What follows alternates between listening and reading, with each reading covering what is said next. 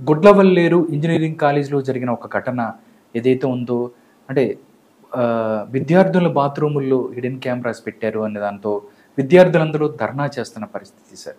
నిజంగా నేడు సమాజంలో ఇలాంటివి చాలా జరుగుతున్నాయి. ఈ అంశాన్ని ఎలా చూడవచ్చు? దీనికి సంబంధించి అక్కడ ఎవరైతే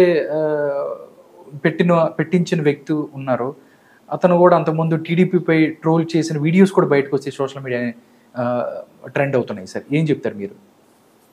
అంటే 5 ఏళ్ల ఈ దుష్ట పరిపాలన వాటి బీజాలు ఏ విధంగా రాష్ట్రం మొత్తం విస్తరించిందో ఈ కాలేజీలకు కూడా సోకిందో అర్థమవుతాం. ఎందుకంటే స్టూడెంట్స్లో కూడా ఈ విధమైనటువంటి సైకో మనస్తత్వం, ఇది ఒక నేరగాళ్ళు ఇవాళ విద్యార్థుల్లో కూడా నేర ప్రవృత్తి పెరుగుతోందంటే ఒకవైపు డ్రగ్స్, మరోవైపు గంజాయి భూతం. 5 ఏళ్లలో అటు గంజాయి మాఫియా, ఇటు డ్రగ్స్ మాఫియా మనం చూసాం. ఆంధ్రప్రదేశ్ బేస్గా ఎలా నడిచిందో, ఎక్కడ పట్టుకున్న మూలాలు ఆంధ్రప్రదేశ్లోనే. ఇప్పుడు ఒక ఇంజనీరింగ్ కాలేజీలో ఒక ఫైనల్ ఇయర్ స్టూడెంట్ ఈ విధంగా చేశాడంటే దాని వెనక మరి ఎప్పటి నుంచి జరుగుతోంది? ఎవరో ఒక గర్ల్ స్టూడెంట్ పాత్ర ఉందంటున్నారు దీంట్లో. అవును, ఆమె ఎవరో ఒక రాజకీయ నాయకుడి కుమార్తె అంటున్నారు. తన పేరు గనక బయటకు వస్తే, తన కూతురు పేరు గనక బయటకు తెస్తే డ్రగ్స్ పెట్టిస్తా, కాలేజీ మూసేస్తా అని ప్రిన్సిపాల్ రాజకీయ నాయకుడు బెదిరిస్తున్నట్టు ఇవన్నీ కూడా బయటకు రావాల్సిన అంశం ఉంది. ఇప్పుడు ఆ విజయ్, ఆ 4th ఇయర్ స్టూడెంట్ ఎవడున్నాడో, ఈ సీసీ కెమెరాలు పెట్టినవాడు, ఈ ల్యాప్టాప్ వీటితో పట్టుబడ్డవాడు, అతన్ని దర్యాప్తు చేయాలి. ముఖ్యమంత్రి నిన్న చాలా సీరియస్ అయ్యారు ఈరోజు. ఏంటి, దానిపైన ఒక కమిటీ వేసి విచారణ చేపట్టమన్నారు. ఇప్పుడు ఆల్రెడీ కలెక్టర్ వెళ్ళాడు, ఎస్పీ కూడా వెళ్ళిన పరిస్థితి. కొల్లు రవీందర్ను కూడా వెళ్ళి కాలేజీ సందర్శించమని ముఖ్యమంత్రి ఆదేశించిన నేపథ్యంలో ఇప్పుడు ఇవాళ అక్కడ విద్యార్థినుల ఆందోళన ఏది, జస్టిస్ ఇవాళ మరి ఇంజనీరింగ్ కాలేజీల్లో ఆడపిల్లలకే నీకు భద్రత లేదంటే ఇది ఈ 2 నెలల్లో వచ్చిన అంశం కాదు. 5 ఏళ్ల పరిపాలన దుష్ఫలితాలే ఇవాళ అడుగడుగునా కనపడుతున్నాయి. వ్యవస్థలో పూర్తిగా నేర ప్రవృత్తి ఎలా పెరుగుపోయిందో మనకి ఇదే ఒక ఉదాహరణ.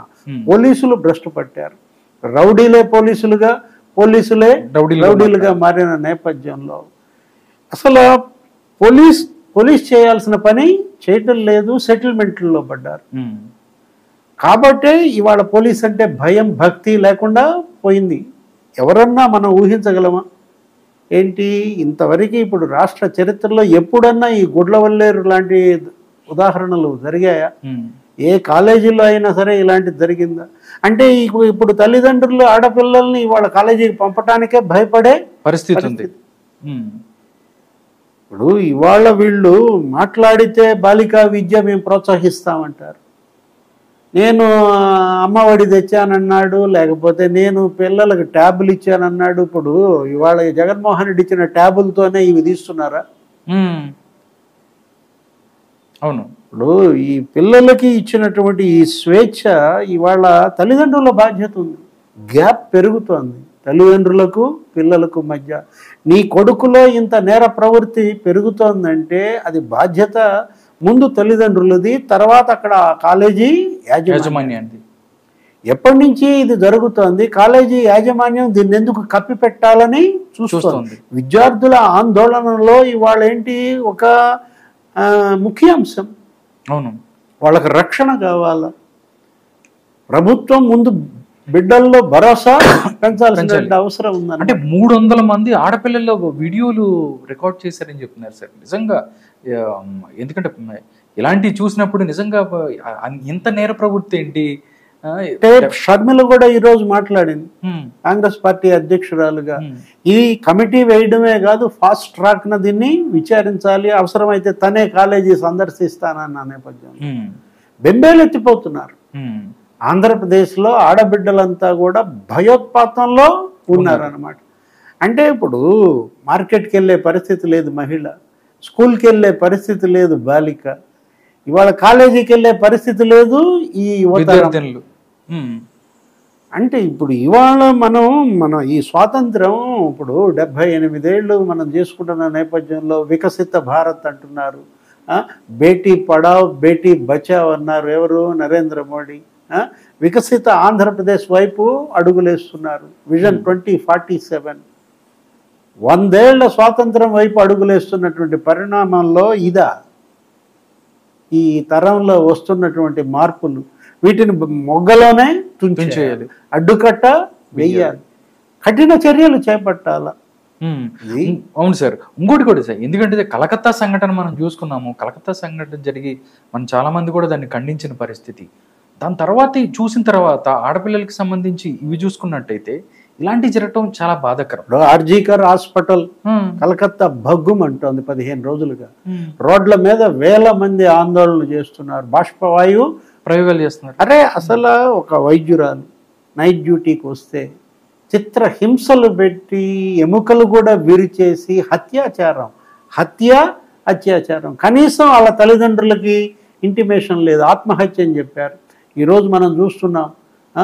ఇప్పుడు 3 ఫోన్ కాల్స్ వచ్చినాయి అంట 30 నిమిషాల్లో. 3 ఫోన్ కాల్స్లోనూ వాళ్ళకి సరైన సమాచారం లేదు.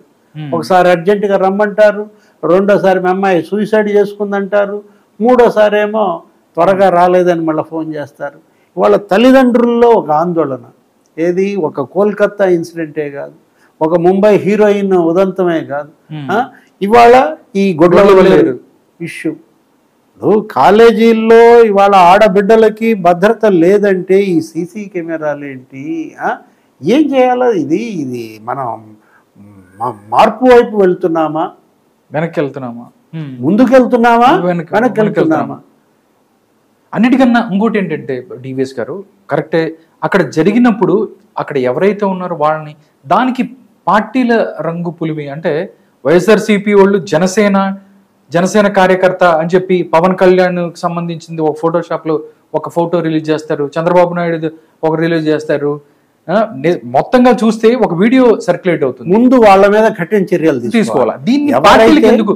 ఎవరు చేసినా తప్పే కదండి, ఎవరు చేసినా తప్పే. టీడీపీ వాళ్ళు చేసిన తప్పే, జనసేన చేసిన, వైసీపీ వాళ్ళు. ఆయన చూస్తే ఆ కుర్రాడు ఎవరైతే ఉన్నారో పట్టుబడిన కుర్రాడు టీడీపీని ట్రోల్ చేస్తూ, రామానాయుడు గారిని ట్రోల్ చేస్తూ, నిమ్మల రామానాయుడు గారిని ఒక వీడియో చేశాడు. ఇప్పుడంతా ట్రెండ్ అవుతున్న పరిస్థితి.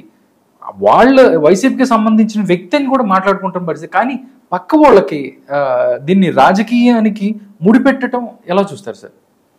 ఇవాళ ఇలాంటి పోస్టులు పెడుతున్నవారు ఈ విధమైనటువంటి విషం కక్కుతున్నవారు, పొల్యూషన్ ఇదంతా కూడా కాలుష్యం వెదజల్లుతున్న వాళ్ళు, వీళ్ళ మీద కఠిన చర్యలు చేపట్టాలన్నమాట.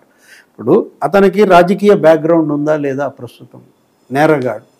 అతను ఏ పార్టీ అనేది అసలు ఇక్కడ పార్టీలకి నేరంతో సంబంధం ఏంటి? నేరానికి పార్టీలు ఏముంటాయి?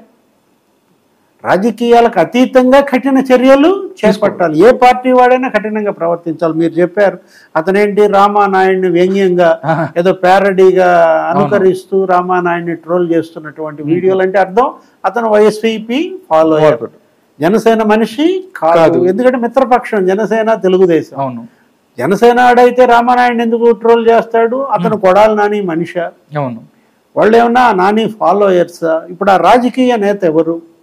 ప్రిన్సిపాల్ని బెదిరించింది ఎవరు? డ్రగ్స్ కేసులో నీ కాలేజ్ మూసేపిస్తానంది ఎవరు? ఇవన్నీ బయటికి రావాలి. ఎవరి కూతురు ఇవాళ అక్కడ చదువుతోంది రాజకీయ నేతల్లో? ఆ కూతురుకి ఈ విజయ్కి ఉన్నటువంటి సంబంధం ఏంటి? ఇప్పుడు కెమెరాలు ఎవరు పెట్టించారు? ఎవరు చెబితే పెట్టించారు? పెట్టింది ఎవరు? పెట్టించింది ఎవరు? ఇవన్నీ కూడా బయటకు రావాలి. అందుకే ముఖ్యమంత్రి కూడా అంత సీరియస్ అయ్యారు. దీనిపైన ఒక విచారణకు కూడా ఆదేశించారు. హుటాహుటిన కలెక్టర్, ఎస్పీ అక్కడికి వెళ్ళడమే దానికి ఉదాహరణ. కొల్లు రవీంద్ర కూడా వెళుతున్న నేపథ్యంలో ఇప్పుడు భద్రత కావాలి. ఆంధ్రప్రదేశ్ ప్రజలు ఇవాళ కోరుకుంటోంది భద్రత. ఎందుకంటే అటు భూములకు భద్రత లేదు, ఇటు ఆస్తులకు భద్రత లేదు, ధన మాన ప్రాణాలకి భద్రత లేని పరిస్థితుల్లో 5 ఏళ్లు జగన్మోహన్ రెడ్డి పరిపాలనలో నరకం చూశారు, చిత్రహింసలు అనుభవించారు. ఆ విరక్తి నుంచి, ఆ వచ్చిన వ్యతిరేకత నుంచే ఈ కూటమి వైపు మొగ్గు చూపింది. ఎందుకింత మెజారిటీ వచ్చింది ఈ కూటమికి? జగన్మోహన్ రెడ్డిని కేవలం 6% సీట్లకే ఎందుకు పరిమితం చేశారు? 11 సీట్లకే. కూటమిని తెలుగుదేశం, జనసేన, బీజేపీని మరి 94% సీట్లలో ఎందుకు గెలిపించారంటే ఇవాళ వాళ్ళు పొందిన బాధలు, వాళ్ళు అనుభవించిన వేదన, ఆ నరకం నుంచి మీకు పట్టం కట్టారు. మీరు ఇవాళ సీట్లో కూర్చుని కుర్చీలో కూర్చుని ముందు ప్రజలను విముక్తం చేయండి. ఈ నరకం నుంచి ప్రజల్ని విముక్తం చేయాల్సిన బాధ్యత ముఖ్యమంత్రి చంద్రబాబు పైన, డిప్యూటీ సీఎం పవన్ కళ్యాణ్ పైన ఉంది. రాజకీయాలకు అతీతంగా ఎవడు ఈ దుర్మార్గాలకు తెగించినా, ఈ బరి తెగింపుకు పాల్పడినా అతని పైన కఠిన చర్యలు చేపట్టాలి, గుణపాఠం నేర్పాలి. భవిష్యత్తులో మళ్ళా ఇలాంటి సంఘటనలు జరగకుండా, పునరావృతం కాకుండా భయం తీసుకురావాలి.